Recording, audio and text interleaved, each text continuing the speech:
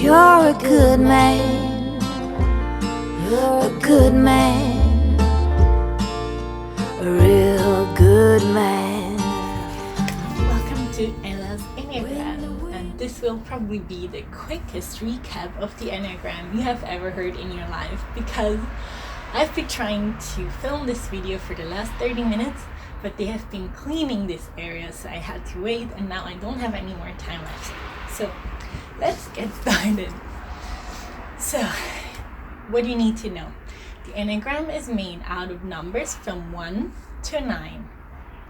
So, every one of you has a main number that they live in. The Enneagram is like when we've been a small child and growing up, we adapted our character to keep us safe. And these numbers are the kind of armor we put on to keep us safe. So we have number 1, 2, 3, 4, 5, 6, 7, 8, 9. But also all of these numbers come from one number and usually in their life go into another number. So this is where it gets complicated. Also, all of them have wings on the numbers on each side of them. So let me make this very quick, clear, and easy to understand. There is number 1. Number 1 is a perfectionist. This person has learned that if they do the things right, if they are their own biggest critic, they will be safe from anyone else because nobody can criticize them as much as they criticize themselves. So that was the thing that kept them safe. Also, they are very morally correct because that also makes you safe from critics from other people because your morals are on a very high standard, so no one else can tell you that you have to go higher because they're already that high up. But that makes you also someone that automatically criticizes the people around them. Ones usually don't do this on purpose. They don't even realize that they're doing this because their critic in their head is way harsher than anything they tell you. So even if you think, wow, that has been really harsh, it hasn't for a 1. They think that has been rather nice compared to what they hear in their head. Just so you know, I tell you now the drastic, very polarizing aspects of these numbers because all of us are mixtures. We are not just this one number that I'm telling you about right now. Okay, number 2. Number 2 has been kept safe by always helping other people, by being needed by other people. So they can feel what you need before you even realize it, that you needed that. And they give that to you. So they will get thanks back. And so they can feel better. They can feel like they matter to you. They can feel like they have done something to connect you to them as well. So for number 2, it's very important that you're thankful to what they did for you because otherwise they feel like the connection hasn't been established and they feel like they did all that for you without you even noticing. So also number 2 wish that people would do them with them as well, and that's really hard for anyone else because we don't feel that much what they need, not as much as they do feel what you need. So yeah, that's kind of something that to struggle with, that they don't find anyone that does that for them. So yes, that's number 2. Number 3, these are the kids that have always been praised for what they did. So if they brought very good marks home from school, they were praised and they started to identify with what they do. They started to realize that as much as the more they do stuff that matters, that's good, that people find, people give them appreciation for, like, wow, you have such a good job, you have done a good job, you have a good position in your job. They start to identify with what they do, and also they are kind of the chameleon in the room because they can adapt to, don't want to be don't want to stand out, because that doesn't keep them safe. They want to go in the crowd, do well, but not so much that they stand out again. So they're always these chameleons, adapting to their environment. A lot of actors are number 3 because they know how to put on masks very well. And here the downside is that they start to lose themselves. Who are they really inside if you take all that away? Number 4 is the emotional number in the Enneagram. So my teacher said it to me like this. Give me a second.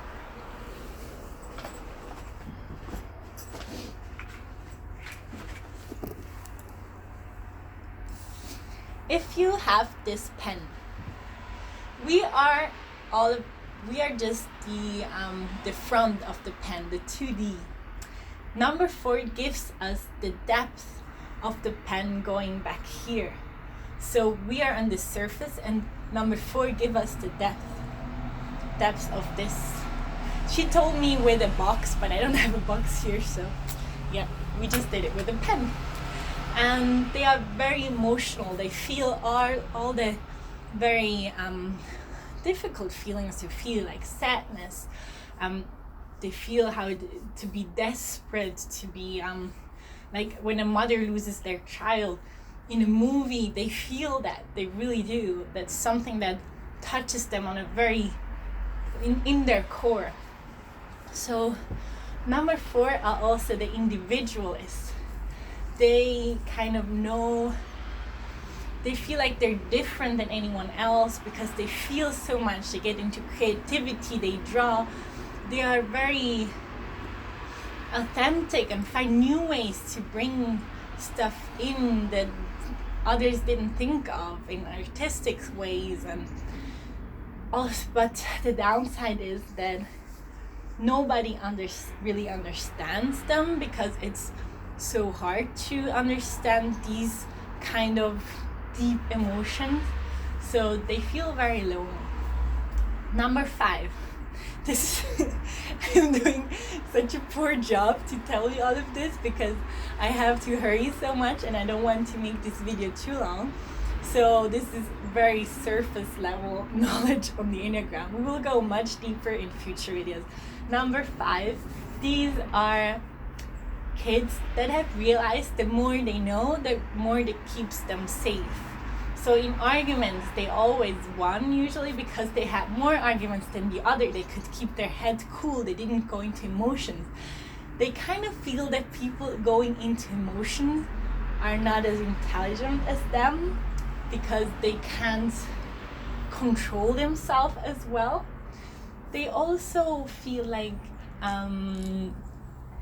you can store energy, so if you don't use that much energy through your life, that you have more. So they kind of go through life in energy, like when you on your phone, when you put your phone onto energy saving mode, like low energy mode. That's how they go through life. So on your phone, it keeps your battery going longer. That's what they think life does to them if they don't put that much energy out. So they are very knowledgeable, but usually about very specific topics, not about everything. Then there's number 6. Number 6, let me check the time.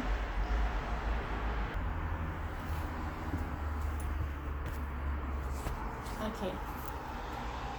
Number 6s haven't felt safe through their childhood.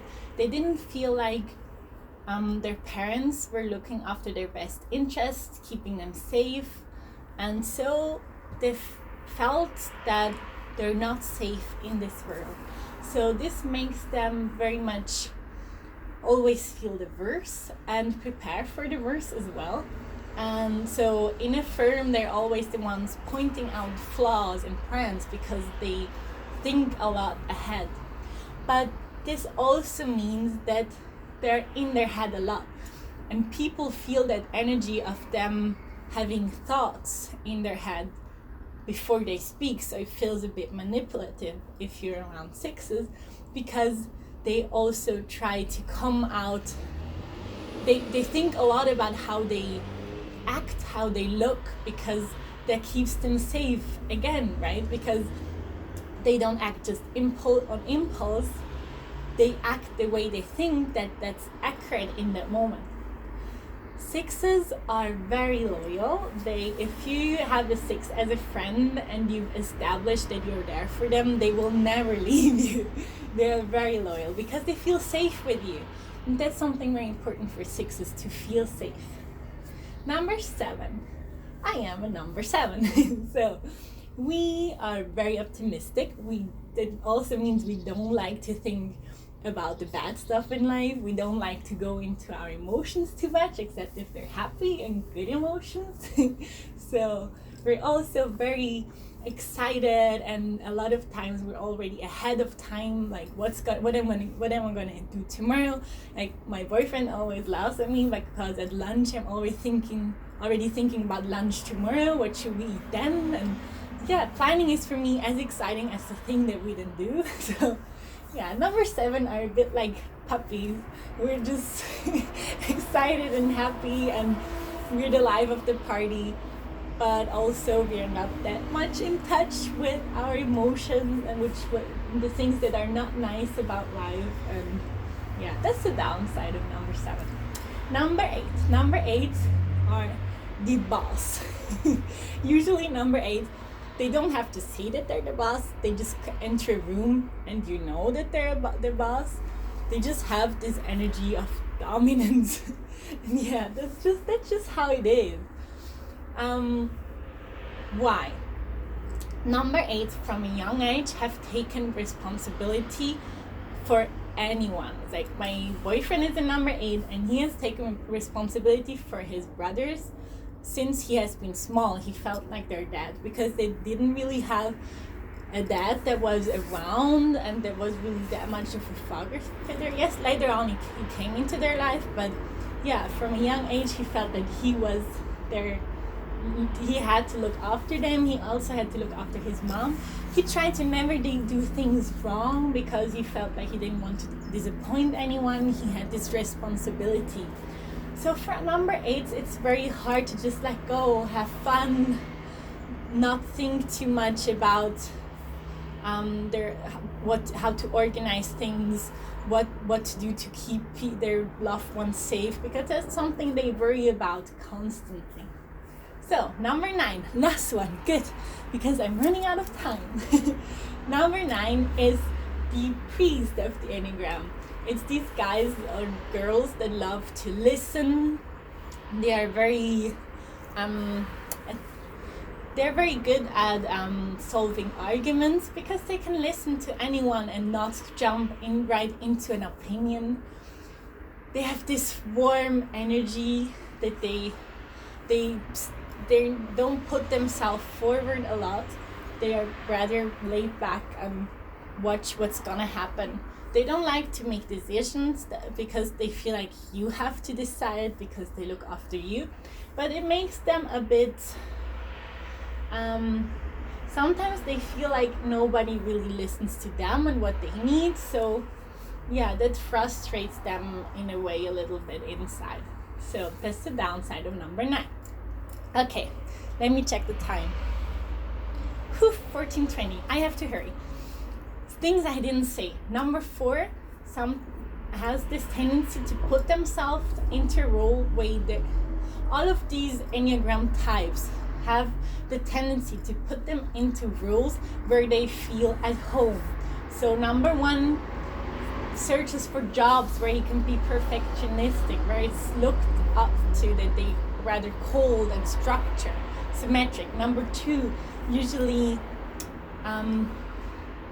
test people as well. So if they give stuff out and see, will this person thank me or not? Will they? So it's kind of a test sometimes as well. They also can get very possessive. Number 3, the chameleon. They if you want to have something done, look for number 3. They will help you, but they won't forget. Everything with them is about the balance. If they give the add and subtract what is owed to them and what they did. Number 4, kind of search ways in which they can be the one that is pitied, because that's how they get attention. Like, oh, you're such a poor person, I want to hug you, I want to give you love. So they kind of put themselves into that situation. Number 5 is they really don't like emotions too much. I said that already. Number 5, at workplace, you need to leave them alone. They like to be alone a lot. They're usually rather introverted and they need their space. Don't try to cuddle them. Number 6 is they try to get away from the fear by being very courageous, which makes them very reckless. So lots of people you see bungee jumping or jumping out of building with these parachutes are usually number 6s, because that's what they think is the opposite of fear, just courage, jumping into stuff. It's not. It would be faith that everything's going to be all right. Number 7, we don't like emotions. We feel like we have to do 1,000 things at the same time. My boyfriend once made a picture of me in the shower with my tablet watching TV shows because I hate boredom. Number 8 have to find a way to let go, to not have control about everything. They're very much about control, about dignity, dominance, but also you get what you see. They're usually very open. They usually don't like to lie. They also don't like liars. If you're on their bad side, they will kill you. Number 9, they don't really see if something's not good, if something's up. They really have big blind spots, because for them, the world, everyone is nice, everyone is good. That's why I also said priests, they look after everyone. Yeah, that was it. That was the Enneagram with Ella. Have a nice rest of the day. I have to hurry. I'm gonna go to the gym with Steven, my friend, and then we're gonna do some hammam. You don't have to be smart. Bye. No need to dress up for me to see that you're a good man. You're a good man.